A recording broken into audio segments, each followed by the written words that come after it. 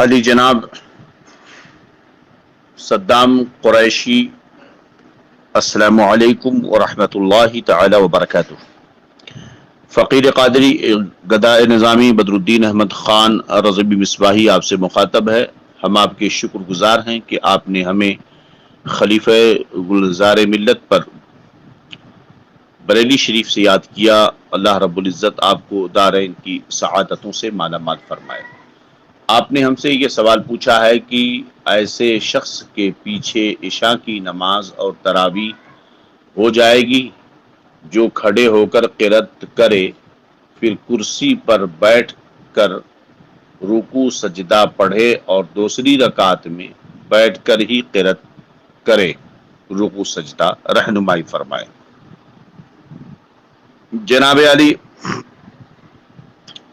پہلی بات تو یہ ہے، یہ کرسی پر جو نماز پڑھنے کا ایک فیشن ہم اسے کہیں گے لوگوں نے نکال رکھا ہے، یہ سمجھ سے ماورا ہے۔ البتہ اب چونکہ ہمارے فقہا ایسی کسی چیز کو جو قوم میں رائج ہو اور شرعاً اس پر قباحت نہ ہو، تو قوم کا اس معاملے میں خیال کرتے ہیں کہ وہ جس طرح سے بھی چاہیں اللہ کا ذکر کر لیں، اللہ رب العزت ان کی عبادتوں کو قبول فرمائے۔ اب رہا یہ کہ ایک شخص جو رکوع سجدہ پہ قادر نہیں ہے اور اشارے سے رکوع سجدہ کر رہا ہے، تو جو سوال میں آپ نے پوچھا، تو بلا شبہ جب وہ رکوع سجدہ پہ قادر نہیں ہے، اس کی اقتداء ایسا شخص جو رکوع سجدہ پہ قادر ہو نہیں کر سکتا ہے۔ چنانچہ در مختار اور رد المختار وغیرہ میں ایسا ہی ہے، اور بحر شریعت میں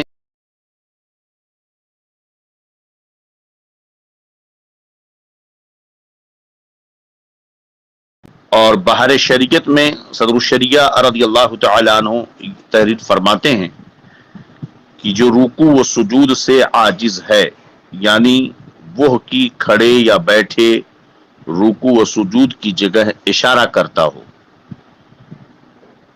اس کے پیچھے اس کی نماز نہ ہوگی جو رکوع و سجود پر قادر ہو،